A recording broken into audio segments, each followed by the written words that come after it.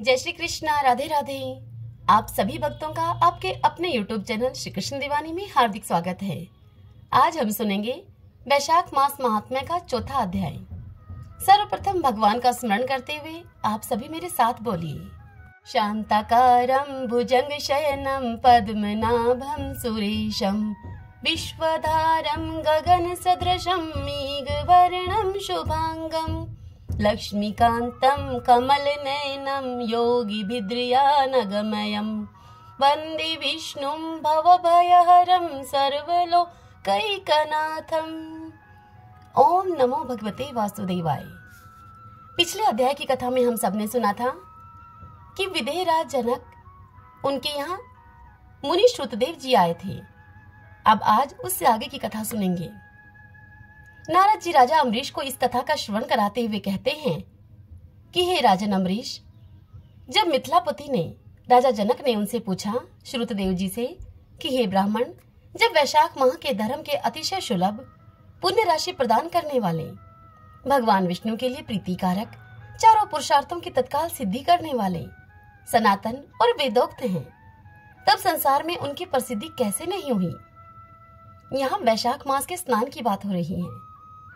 तब श्रुतदेव मुनि बोले राजा जनक से कि हे राजन, इस पृथ्वी पर लौकिक कामना रखने वाले ही मनुष्य अधिक हैं। उनमें से कुछ राजस और कुछ तामस हैं। वे लोग इस संसार के भोगों तथा पुत्र पौत्र आदि संपदाओं की ही अभिलाषा रखते हैं। कहीं किसी प्रकार कभी कठिनाई, बड़ी कठिनाई से कोई एक मनुष्य ऐसा मिलता है जो स्वर्गलोक के लिए प्रयत्न करता है और इसीलिए वह यज्ञ आदि पुण्य कर्मों का अनुष्ठान बड़े प्रयत्न से करता है, परंतु मोक्ष की उपासना प्रायः कोई नहीं करता। तुच्छ आशाएं लेकर बहुत से कर्मों का आयोजन करने वाले लोग प्रायः काम्य कर्मों के ही उपासक हैं। यही कारण है कि संसार में राजस और तामस धर्म अधिक विख्यात हो गए, परंतु सात्विक धर्मों की प्रसिद्धि नहीं हुई। ये सात्विक धर्म भगवान विष्णु को प्रसन्न करने वाले हैं, निष्काम भाव से किए जाते हैं और इहलोक तथा परलोक में सुख प्रदान करते हैं। देव माया से मोहित होने के कारण मूढ़ मनुष्य इन धर्मों को जानते ही नहीं हैं। हे राजन, पूर्व काल की बात है, काशीपुरी में कीर्तिमान नाम से विख्यात एक चक्रवर्ती राजा थे। वे इक्ष्वाकु वंश के भूषण तथा महाराज नरक के पुत्र थे। संसार में उनका बड़ा यश था। वे अपनी इंद्रियों पर और क्रोध पर विजय पा चुके थे। ब्राह्मणों के प्रति उनके मन में बड़ी भक्ति थी। राजाओं में उनका स्थान बड़ा ऊंचा था। एक दिन वे मृगया में आसक्त होकर महर्षि वशिष्ठ के आश्रम पर आए। वैशाख की चिलचिलाती हुई धूप में यात्रा करते हुए राजा ने मार्ग में देखा कि महात्मा वशिष्ठ के शिष्य जगह जगह अनेक प्रकार के कार्यों में विशेष तत्परता के साथ संलग्न थे। वे कहीं पोशाला बनाते थे और कहीं छाया मंडप लगाते थे। किनारे पर झरनों के जल को रोककर स्वच्छ बावली बनाते थे। कहीं वृक्षों के नीचे बैठे हुए लोगों को वे पंखा डुलाकर उनको हवा करते थे, तो कहीं ऊख देते, कहीं सुगंधित पदार्थ भेंट करते और कहीं फल देते थे। दोपहरी में लोगों को छाता देते और संध्या के समय शरबत पिलाते। कोई शिष्य घनी छाया वाले वन में झाड़ बुहार कर साफ किए हुए आश्रम के प्रांगणों में हितकारक बालूका बिछाते थे और कुछ लोग वृक्षों की शाखा में झूला लटकाते थे। यह सब कृत्य देखकर उन शिष्यों को इस प्रकार करते हुए देखकर राजा ने उनसे पूछा कि आप लोग कौन हैं? उन्होंने तब उत्तर दिया कि हम लोग महर्षि वशिष्ठ के शिष्य हैं। तब राजा ने पुनः उनसे पूछा कि यह सब क्या हो रहा है? तब वे महर्षि वशिष्ठ के शिष्य बोले कि ये वैशाख मास में कर्तव्य रूप से बताए गए धर्म हैं, जो धर्म अर्थ, काम और मोक्ष चारों पुरुषार्थों के लिए साधक हैं। हम लोग गुरुदेव वशिष्ठ जी की आज्ञा से इन धर्मों का पालन करते हैं। यह सुनकर राजा कीर्तिमान ने पुनः उनसे पूछा कि इनके अनुष्ठान से मनुष्यों को कौन सा फल मिलता है, किस देवता की प्रसन्नता होती है ऐसा करने से। तब उन्होंने उत्तर दिया कि हमें इस समय यह बताने के लिए अवकाश नहीं है, आप गुरुजी से ही यथोचित प्रश्न कीजिएगा। वे महायशस्वी महर्षि इन धर्मों को यथार्थ रूप से जानते हैं। शिष्यों से ऐसा उत्तर पाकर राजा कीर्तिमान शीघ्र ही महर्षि वशिष्ठ के पवित्र आश्रम पर, जो कि विद्या और योग शक्ति से संपन्न था, वहां पर गए। राजा को आते हुए देखकर महर्षि वशिष्ठ जी मन ही मन बड़े प्रसन्न हुए उन्होंने सेवकों के सहित महात्मा राजा का विधि पूर्वक आतिथ्य सत्कार किया। जब वे आराम से बैठ गए तब गुरु वशिष्ठ से प्रसन्नता पूर्वक वे बोले कि हे भगवान, मैंने मार्ग में आपके शिष्यों के द्वारा परम आश्चर्यमय शुभ कर्मों का अनुष्ठान होते देखा है, किंतु उसके संबंध में जब मैंने आपके शिष्यों से यह प्रश्न किया तब उन्होंने दूसरी कोई बात न बताकर मुझे आपके पास जाने की आज्ञा दी है। उनकी आज्ञा के अनुसार मैं इस समय आपके समीप आया हूँ। मेरे मन में उन धर्मों को सुनने की बड़ी इच्छा है, अतः आप मुझसे उनका वर्णन करें। तब महायशस्वी वशिष्ठ जी ने प्रसन्नता पूर्वक राजा से कहा कि हे राजन, तुम्हारी बुद्धि को उत्तम शिक्षा मिली है, अतः उसने यह उत्तम निश्चय किया है। भगवान विष्णु की कथा के श्रवण और भगवत धर्मों के अनुष्ठान में जो तुम्हारी बुद्धि की आत्यंतिक प्रवृत्ति हुई है, यह तुम्हारे किसी पुण्य का ही फल है। जिसने वैशाख मास में बताए हुए महाधर्मों के द्वारा भगवान श्री हरि की आराधना की है, उसके उन धर्मों से भगवान बहुत संतुष्ट होते हैं और उसे मनोवांछित वस्तु प्रदान करते हैं। संपूर्ण जगत के स्वामी भगवान लक्ष्मीपति समस्त पाप राशि का विनाश करने वाले हैं। वे सूक्ष्म धर्मों से प्रसन्न होते हैं, केवल परिश्रम और धन से ही नहीं। भगवान विष्णु भक्ति से पूजित होने पर अभीष्ट वस्तु प्रदान करते हैं, इसीलिए सदा भगवान विष्णु की भक्ति करनी चाहिए। जगदीश्वर श्री हरि जल से भी पूजा करने पर अशेष कलेश का नाश करते हैं और शीघ्र ही प्रसन्न होते हैं। वैशाख मास में बताए हुए ये धर्म थोड़े से परिश्रम के द्वारा साध्य होने पर भी भगवान विष्णु के लिए प्रीतिकारक और शुभ होने के कारण अधिक व्यय से सिद्ध होने वाले बड़े से बड़े यज्ञ आदि कर्मों का भी तिरस्कार करने वाले हैं। अतः हे भूपाल, तुम भी वैशाख मास में बताए हुए धर्मों का पालन करो और तुम्हारे राज्य में निवास करने वाले अन्य सब लोगों से भी उन कल्याणकारी धर्मों का तुम पालन कराओ। इस प्रकार से वैशाख धर्म के पालन की आवश्यकता को शास्त्रों और युक्तियों से भलीभांति सिद्ध करके वशिष्ठ जी ने वैशाख मास के सभी धर्मों का राजा के समक्ष वर्णन किया। उन सब धर्मों को सुनकर राजा ने गुरु का भक्तिभाव से पूजन किया और घर आकर वे सब धर्मों का विधि पूर्वक पालन करने लगे। देवादिदेव भगवान विष्णु में भक्ति रखते हुए राजा कीर्तिमान देवेश्वर पद्मनाभ के अतिरिक्त और किसी देवता को नहीं देखते थे। उन्होंने हाथी की पीठ पर नगाड़ा रखकर सिपाहियों से अपने राज्य भर में डंके की चोट पर यह घोषणा करा दी कि मेरे राज्य में जो 8 वर्ष की अधिक की आयु वाला मनुष्य है, उसकी आयु जब तक 80 वर्ष की न हो जाए तब तक मेष राशि में सूर्य के स्थित होने पर यदि वह प्रातःकाल स्नान नहीं करेगा तो मेरे द्वारा दंडनीय, वध्य तथा राज्य से निकाल देने के योग्य समझा जाएगा। यह मेरा निश्चित आदेश है। पिता, पुत्र, पत्नी और सुहृदय जो कोई भी वैशाख धर्म का पालन नहीं करेगा वह चोर की भांति दंड का पात्र समझा जाएगा।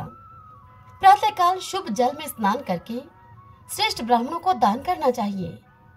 तुम सब लोग अपनी शक्ति के अनुसार पोशाला और दान आदि धर्मों का आचरण करो। हरि ओम तत्सत। ओम नमो भगवते वासुदेवाय। ओम माधवाय नमो नमः। आइए भक्तजनों, अब हम वैशाख स्नान की आज की कहानी सुनते हैं। सभी बोलिए चौथ माता की जय। एक गांव में एक सेठ सेठानी रहा करते थे। उनके एक बेटा और एक बहू थी। वह बहू जब बर्तन मांजकर पानी डालने के लिए नीचे जाती तो अड़ोस पड़ोस की औरतें उससे पूछती कि आज खाने में तुमने क्या खाया, तो वह उनसे कहती कि बासी कुसी तरबासी। फिर एक दिन जब वह बहू बर्तन मांजकर पानी फेंकने के लिए नीचे गई तो रोजाना की तरह औरतों ने उससे फिर पूछा कि आज तुमने खाने में क्या खाया, तो फिर उसने यही जवाब दिया, बासी कुसी तरबासी। उस दिन सेठ के बेटे ने नीचे उतरते हुए उसकी यह बात सुन ली और मन में वह सोचने लगा कि अभी अभी तो यह ताजा भोजन करके आई है, फिर भी इसने दूसरों को बासी कुसी तरबासी क्यों बताया। दूसरे दिन उसने माँ से कहकर खीर खांड का भोजन बनवाया।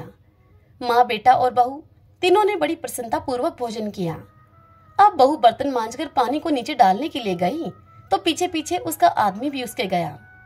आज भी हमेशा की तरह पड़ोस की औरतों ने उससे पूछा कि बहू, आज तुमने खाने में क्या खाया, तो उस बहू ने वही जवाब दिया, बासी कुसी तरबासी। उसके आदमी को यह सुनकर बड़ा गुस्सा आया।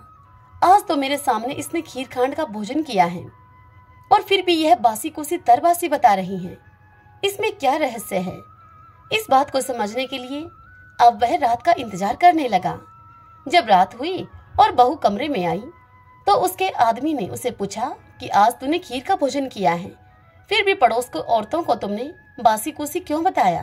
तब वह बहू मुस्कुराकर अपने पति से बोली कि आपके दादा परदादाओं की कमाई है तो वह बासी कुसी ही हुई ना। अपनी पत्नी की यह बात सुनकर अब उस साहूकार के लड़के ने परदेश जाने का निश्चय कर लिया और वह सुबह उठकर अपनी माँ से बोला कि माँ, मैं कमाने के लिए परदेश जा रहा हूँ। यह सुनकर उसकी माँ ने कहा कि बेटा, अपने पास तो बहुत धन है, तुझे परदेश जाने की क्या आवश्यकता है भला। लेकिन बेटा जब जिद करने लगा तो उसकी माँ ने उसे परदेश जाने की स्वीकृति दे दी। वह कमाने के लिए अब परदेश चला गया। वहाँ उसे एक सेठ के यहाँ नौकरी मिल गई। कुछ ही समय में वह सारा कामकाज करने लग गया। सेठ अपना सारा कारोबार उसे सौंपकर स्वयं तीर्थ यात्रा करने के लिए चला गया। इधर घर में सास ने अपनी बहू से कह ही रखा था कि अगर दिए की बुझाए तो चूल्हे की मत बुझाना और चूल्हे की बुझ जाए तो दिए की मत बुझाना। लेकिन एक दिन दोनों ही अग्नि बुझ गई तो बहू पड़ोस में अग्नि लेने के लिए गई। उसने वहां जाकर देखा कि वहां पड़ोस की औरतें किसी माता का पूजन कर रही हैं। यह देखकर उस बहू ने पूछा कि आप किस माता का पूजन कर रही हैं? मुझे भी बताओ कि यह किसका व्रत है तथा इसके करने से क्या फल मिलता है। तो उनमें से एक औरत बोली कि हम चौथ माता का व्रत और पूजन कर रही हैं। इस व्रत को करने से बिछुड़े का मिलन होता है और निपुत्री पुत्रवान हो जाती है। यह सुनकर वह बहू कहने लगी कि मेरे पति भी प्रदेश को चले गए हैं और उनको वहां पर गए हुए काफी समय हो गया है। मैं भी चौथ माता का व्रत करना चाहती हूँ, लेकिन मेरी सास मुझे बाहर आने ही नहीं देती है। तब मुझे कैसे पता लगेगा कि चौथ का व्रत कब आया? बहू की इस बात को सुनकर वह पड़ोस की औरतें कहने लगी कि तुम एक डिब्बी में रोजाना गेहूं का दाना रखती हुई जाना। जिस दिन 30 दाने पूरे हो जाएं, उसी दिन व्रत करके शाम को चौथ माता की पूजा करके चंद्रमा को अर्घ्य देकर फिर तुम भोजन जीम लेना। अब उस पड़ोसन के कहे अनुसार साहूकार के बेटे की बहू भी चौथ माता का व्रत करने लग गई। व्रत करते करते अब उस बहू को काफी समय बीत गया तो चौथ माता ने सोचा कि यदि इसकी नहीं सुनी तो अपने को फिर कौन पूजेगा। तब चौथ माता ने साहूकार के बेटे को सपने में जाकर कहा कि साहूकार के बेटे, सो रहा है या जाग रहा है? तब साहूकार का बेटा बोला कि ना तो सो रहा हूँ ना ही जाग रहा हूँ, मैं तो चिंता में पड़ा हूँ। इस पर चौथ माता ने उससे कहा कि अब तू चिंता को छोड़ दे और तेरे घर पर जाकर सबकी सुध ले। तब साहूकार का लड़का कहने लगा कि मैं घर कैसे जाऊं, मेरा कारोबार बहुत फैला हुआ है। तब चौथ माता उसे बोली कि तुम ऐसा करना, सुबह उठकर नहा धोकर दुकान जाकर चौथ बिंदायक जी का नाम लेकर घी का एक दीपक जलाना, तो तेरा सारा काम सुलझ जाएगा। सुबह उसने साहूकार के लड़के ने वैसा ही किया। देखते ही देखते सारा हिसाब किताब चुकता हो गया और उसने घर जाने की अब तैयारी कर ली। घर को रवाना हुआ तो रास्ते में एक सांप जा रहा था और उसने सांप को सिसकार दिया। सांप ने गुस्से में आकर उससे कहा कि मैं तो अपनी 100 साल की उम्र पूरी करके मुक्ति पाने जा रहा था, लेकिन तुमने मुझे सिसकार कर मेरे इस कार्य में बाधा डाल दी। अब मैं तुझे डसूंगा। उस नाग की यह बात सुनकर साहूकार के बेटे ने उससे कहा कि मैं 12 साल में मेरी माँ और पत्नी से मिलने के लिए जा रहा हूँ। उनसे मिलने के बाद जब मैं वापस आऊं तो तू मुझे डस लेना। तब सांप बोला कि तू घर जाकर पलंग पर सो जाएगा। तब यह सुनकर साहूकार के बेटे ने कहा कि मैं अपनी पत्नी की चोटी नीचे लटका दूंगा, तुम उस पर चढ़कर ऊपर आ जाना। जब वह घर पहुंचा तो वह बड़ा उदास था। बेटा कुछ बोला नहीं, लेकिन उसकी पत्नी होशियार थी। सारी बात पूछकर अपने पति से उसने कमरे की एक सीढ़ी पर दूध, दूसरी सीढ़ी पर चूरमा, बालू, रेत, इत्र, फूल आदि 7 सीढ़ियों में 7 वस्तु रख दी। आधी रात को फुफकारता हुआ सांप वहां पर आया और सभी वस्तुओं का आनंद लेकर सांप बड़ा खुश हुआ, लेकिन वचनों से बंधा हुआ था, सो डसना तो सांप को था ही। चौथ बिंदायक जी ने सोचा कि इसकी रक्षा नहीं की तो कलयुग में अपने को कौन पूजेगा। चौथ माता तलवार बनी, बिंदायक जी ढाल बने और जैसे ही सांप डसने लगा तो उसे वहीं पर मार दिया। साहूकार के बेटे को नींद नहीं आ रही थी। सांप के मरते ही उसने अपनी पत्नी को उठाया और चौपड़ पासे खेलने लग गया। सुबह देर तक जब बेटा और बहू नहीं उठे तो माँ ने कहा कि बेटा तो थका मांदा था, पर बहू क्यों नहीं उठी। जब उस माँ ने बेटे के कमरे में जाकर देखा तो रास्ते में पैड़ियों पर सीढ़ियों पर खून ही खून हो रहा था। उसने कहा कि मेरे बेटे बहू को किसी ने मार दिया है। यह सुनकर कमरे के अंदर से बेटा बोला कि माँ, हमारा वैरी दुश्मन मारा गया, यहाँ सफाई कराओ तब हम बाहर आएंगे। माँ ने वहाँ सफाई करवाई, तब वे बेटा बहू बाहर आए। बाहर आकर साहूकार के बेटे ने अपनी माँ से पूछा कि माँ, मेरे पीछे से किसी ने कोई व्रत उपवास या कोई धर्म अनुष्ठान किया है क्या। तब उसकी माँ ने कहा नहीं बेटा, लेकिन उसकी पत्नी तुरंत बोली कि हाँ मैंने किया है, मैंने आपकी सलामती के लिए चौथ माता के व्रत किए हैं।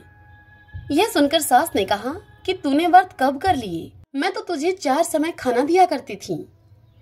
यह सुनकर बहू ने कहा कि मैं सुबह का खाना पानी वाली को दे देती थी, दूसरी बार का खाना गाय के बछड़े को खिला देती थी, तीसरी बार का खाना उटियाना में गाड़ देती और चौथी बार का पूजा करके चंद्रमा को देखकर फिर स्वयं खा लेती थी। मैंने पूजा के लिए गुड़िया की दुकान से घी और गुड़ भी मंगवाया, सो उसका जाकर आप हिसाब कर देना। सास ने पानी वाले से पूछा तो पानी वाले ने कहा कि महीने में 1 बार यह मुझे खाना दिया करती थी। जब बछड़े से पूछा तो उसके मुंह से फेंक के फूल गिरे। उटियाना खोदा तो रोटी के सोने के चक्र निकले। जब सास ने बनिए से पूछा उसके पास जाकर तो उस बनिए ने कहा कि महीने में 1 बार मेरे से यह आपकी बहू गुड़ और घी मंगवाती थी। तदंतर बहू ने कहा कि अब मुझे वैशाख की चौथ का उद्यापन करना है। सास बहू ने चौथ माता का व्रत और उद्यापन बड़ी धूमधाम से किया और आराम से अपना जीवन बिताया। हे चौथ माता, जैसी उस बहू पर प्रसन्न हुई वैसे ही सब पर प्रसन्न होना और सभी की मनोकामनाओं को पूर्ण करना, अमर सुहाग देना। भगतजनों, इस कथा को सुनने के पश्चात बिंदाई जी की कथा अवश्य सुननी चाहिए यदि आप चौथ माता का व्रत करते हैं तो। जानकारी अच्छी लगी हो, महात्म्य पसंद आया हो तो इस वीडियो को लाइक करें और कमेंट बॉक्स में ओम नमो भगवते वासुदेवाय जरूर लिखें। हरे कृष्णा।